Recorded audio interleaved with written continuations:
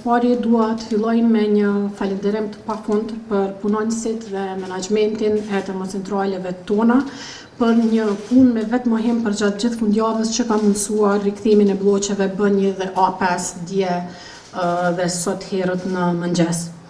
Me këtë rast dua të adresoj edhe disa dezinformata që kanë qarkulluar gjatë ditëve të fundit, që nuk ka pasur asnjë moment kur Keku ka prodhuar 0 megavator, ose që Kosova në ndonjë moment ka qenë në kolaps energjetik, siç është raportuar nga disa. Të dashur qytetar, ne kemi sfida të sektorit energjetik, sepse siguria jonë e furnizimit varet nga termocentralet 62 e 42 vjeçare, sepse nuk janë bërë kur rehabilitime të tyre. Një arsye pse që nga prilli nuk kemi në funksion të gjitha bloqet, është sepse për herë të parë në termocentralin Kosova B po i modernizojmë turbinat dhe rrjedhimisht bloku B2 është jashtë funksionit për të kryer këto operime për gati 6 muaj. Kjo është një sakrificë e përkohshme, por e domosdoshme dhe duhet ta bëjmë tash, sepse nuk e kanë bërë më kohë kur çmimet e importit kanë qenë 3 fish më të lira. Po thuhet ndër të tjera që këtu janë remonte të rregullta që po bëhen në termocentralin Kosova B e që janë bërë gjithmonë. Kjo nuk është e saktë. Këtu po bëhen për herë të parë. Janë bërë intervenime të vogla, qindra tender, që kanë kushtuar në total mbi 1 miliard euro që kanë shkuar në termocentralet tona, mirë po kur nuk janë bërë rehabilitime dhe modernizime të tilla siç i kemi filluar tani. Për herë të parë në termocentralin Kosova B po bëjmë modernizimin e turbinave, plus vendosjen e filterëve dhe një sër investimesh përcjellse në kulla ftose e të tjera, të cilat do të arrisin kapacitetin për 80 MW dhe do ta ulin dukshëm ndotjen kur të përfundojnë. Kjo është modernizimi i turbinave, pra është një ndër ato kontratat një burimore që përmendet tashmë që disa vite, që është bërë me kompaninë amerikane General Electric, sepse ata kanë ekspertizën dhe e teknologjisë origjinale të Kosovës B kur është ndërtuar fillimisht.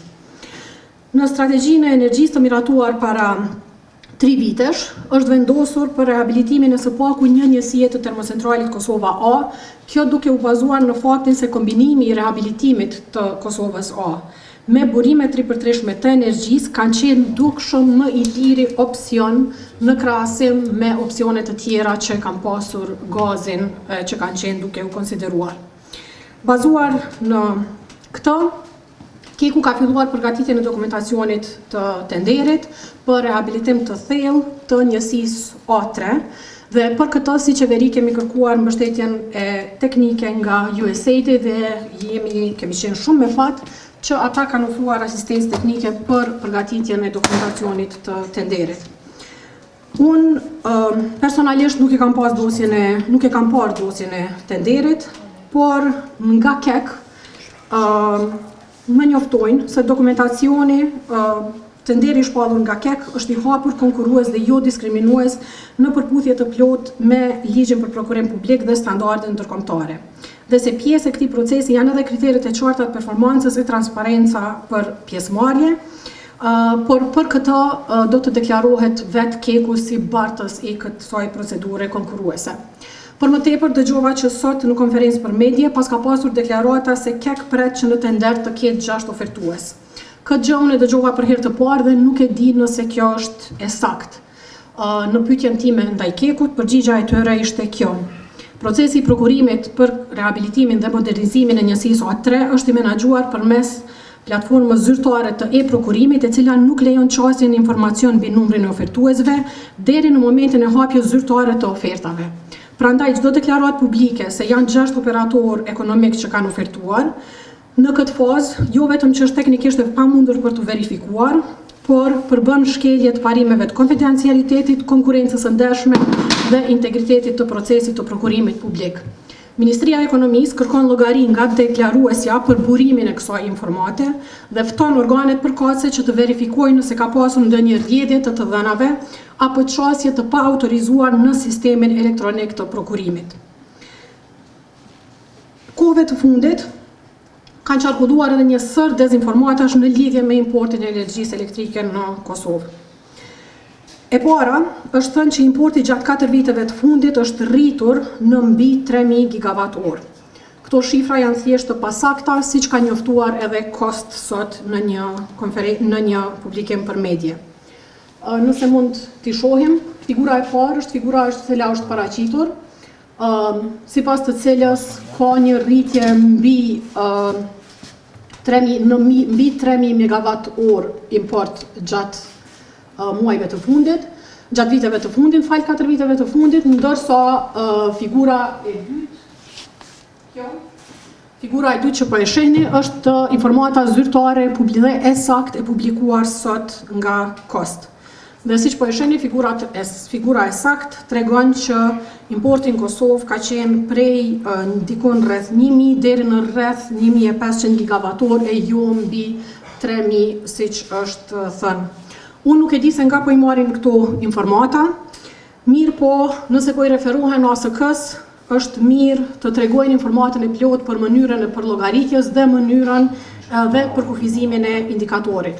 Sepse për shembull nëse i shihni statistikat e energjisë të ASK-s për muajin mars 2025, aty thuhet qartë që në këto të dhëna janë përfshirë edhe sasitë e transmetimit ndërkombëtar. Pra energjia tranzit që kalon nëpër Kosovë. Kjo është sikur të themi që të gjitha mallrat që eksportohen nga Maqedonia e Veriut në Malë të Zi dhe kalojnë nëpër Kosovë, ti llogarisim si import të Kosovës, gjë që nuk ka asnjë kuptim.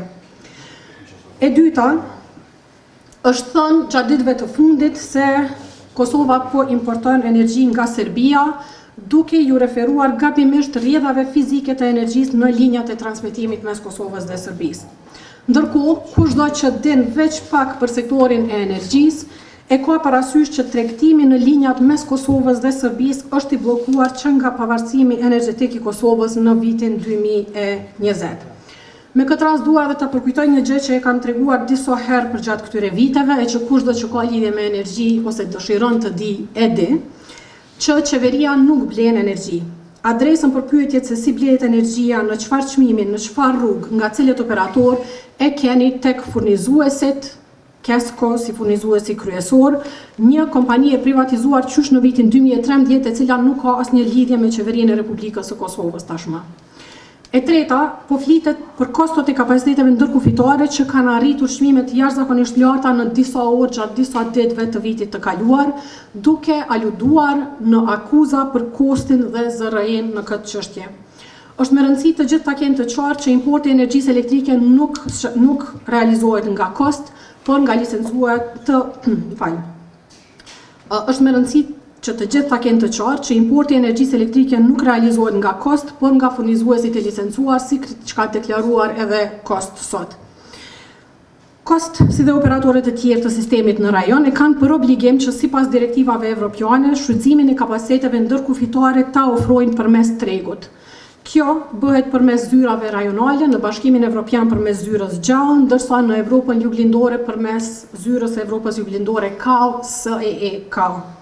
Që nga nëntori 2020, kur është funksionalizuar kontrolli në kufi apo pavarësimi energjetik i Kosovës, siç i referohemi rëndom, edhe Kosova i alokon kapacitete ndërkufitare përmes zyrës SEE-KAO. Pra, këtë e bën Kosti si operatori transmisionit.